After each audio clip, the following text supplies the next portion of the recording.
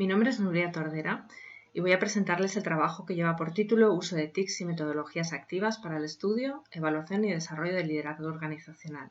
Un trabajo desarrollado por las profesoras Nuria Tordera, Inmaculada Silla e Isabel Rodríguez del Departamento de Psicología Social, investigadoras del IDOCAL en la Universidad de Valencia. El trabajo se desarrolla en el contexto del Máster en Psicología del Trabajo, las organizaciones y los recursos humanos, un máster Erasmus Mundus coordinado por la Universidad de Valencia. En este máster se han desarrollado durante este curso una serie de adaptaciones orientadas a lo que es tanto la docencia híbrida como la docencia online. En este trabajo voy a centrarme específicamente en lo que fue un caso en el curso de Psicología Organizacional, Estructura y Procesos y en concreto en el módulo sobre el liderazgo. Además, perseguíamos una serie de objetivos los propios, digamos, de lo que es el contenido o el tipo de competencias técnicas y de evaluación que queríamos desarrollar relacionados con el análisis del liderazgo desde distintas perspectivas teóricas y también el dotar a los estudiantes de herramientas de evaluación y desarrollo. También pretendíamos hacerlo a través del uso de un aprendizaje experiencial y colaborativo y además ampliar lo que es el desarrollo de estas competencias digitales. Para ello contamos con una serie de instrumentos. Nuestra base fundamental, como fue la herramienta Teams de Microsoft, pero también contamos con el Moodle, plataforma de aula virtual o herramientas pues, más concretas, como por ejemplo Forms de Microsoft, Mentimeter, YouTube, Movavi para edición de vídeos o Edumedia o Kahoot. Pues para la comunicación veremos que lo primero creamos un grupo que en este caso se llamaba Organizational Structure and Processes, en la que teníamos un equipo general y luego una serie de canales para trabajo en grupo de los estudiantes en algunas de las actividades. Además, teníamos mediante esta herramienta de publicaciones, de post, un espacio para enviarnos mensajes y comunicar. También contábamos con una parte de documentación en la cual pues subíamos los materiales o los ejercicios o algunas lecturas. Por último, tuvimos las reuniones online que utilizamos para las clases sincrónicas. Realizamos distintos tipos de actividades. Les voy a nombrar o hacer referencia fundamentalmente a 3 de ellas. La primera son una serie de actividades para estimular el debate y la participación online. Para ello, iniciamos con una actividad de invitación a los estudiantes en la cual a través de la fábula de los 6 hombres ciegos sabios, ¿no? Les invitamos a reflexionar sobre qué era el liderazgo. Entonces, esta fábula, que se utiliza también en ciencia a veces pues, para hacer referencia a la necesidad a veces de un mismo objeto de estudio, abordarlo desde distintas perspectivas, nosotros lo llevábamos o nosotras al campo del estudio del liderazgo.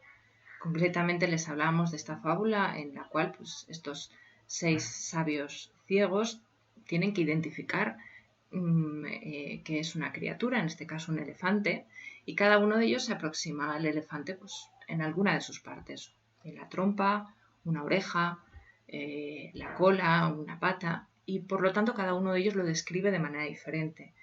Y solo es cuando pueden poner en común y establecer ese debate entre ellos y ese diálogo cuando llegan a entender qué es ese elefante. Por lo tanto, les hacíamos esta invitación, ¿no? Para aprender, para entenderla, alcanzar esa verdad, debemos de poner las partes juntas, no solamente juntar como un puzzle, ¿no? Sino iniciar ese debate y esa reflexión conjunta. Y por lo tanto, esta invitación a discutir a lo largo del viaje. Empezábamos con una pregunta justamente esta, ¿no? ¿Qué es el liderazgo? ¿Qué es lo que ya sabemos?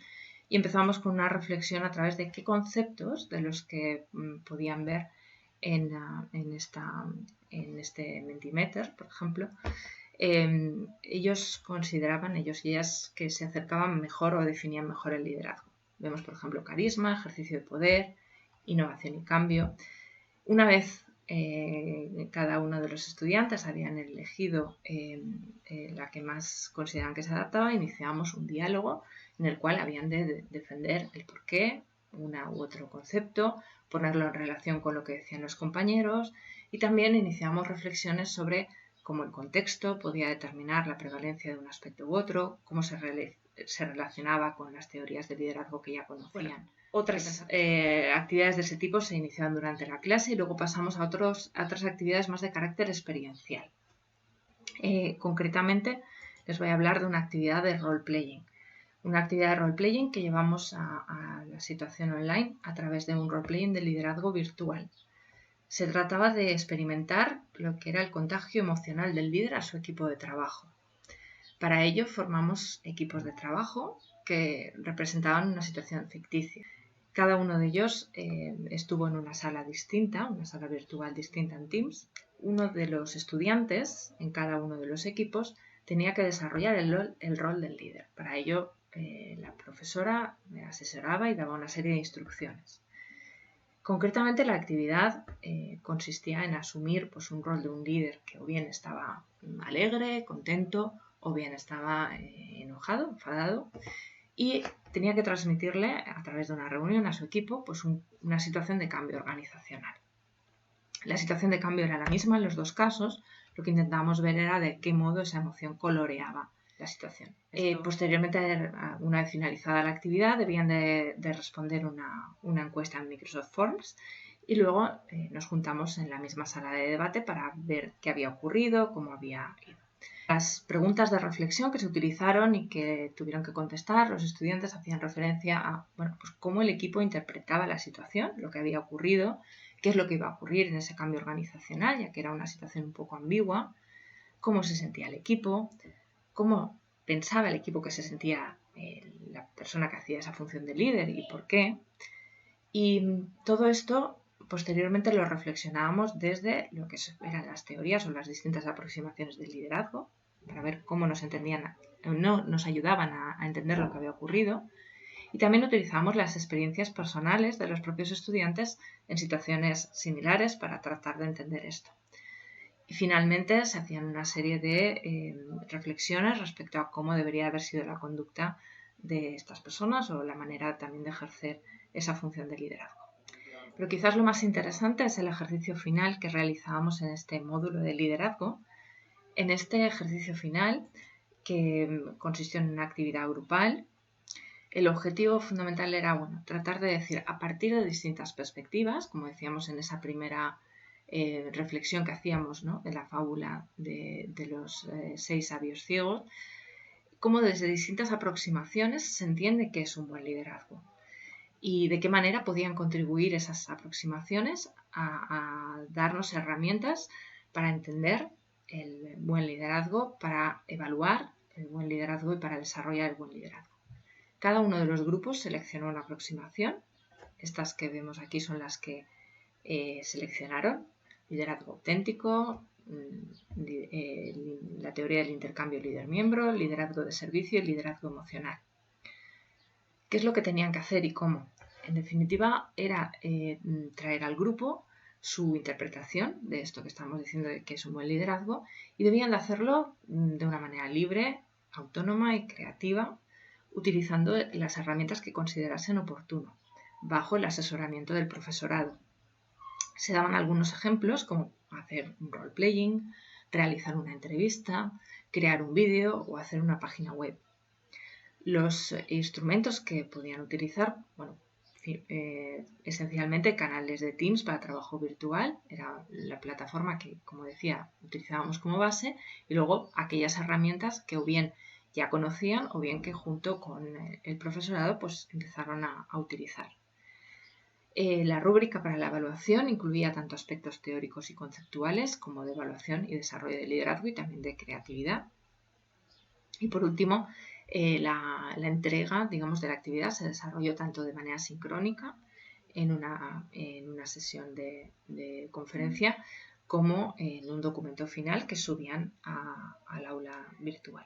Para ver un poco esta organización, vemos aquí la preparación en tutorías virtuales se hizo a través de los canales que tenían asignado cada grupo. Vemos aquí las distintas perspectivas teóricas, nombraban a cada uno de los equipos, daban nombre a cada uno de los equipos. Teníamos estas reuniones en las cuales analizábamos tanto conceptualmente cómo iban entendiendo cada una de esas aproximaciones, como las herramientas que habían identificado y cómo estaban planteando lo que era la propuesta concreta, ¿no?, de actividad. Vamos a ver los 4 ejemplos de manera muy breve.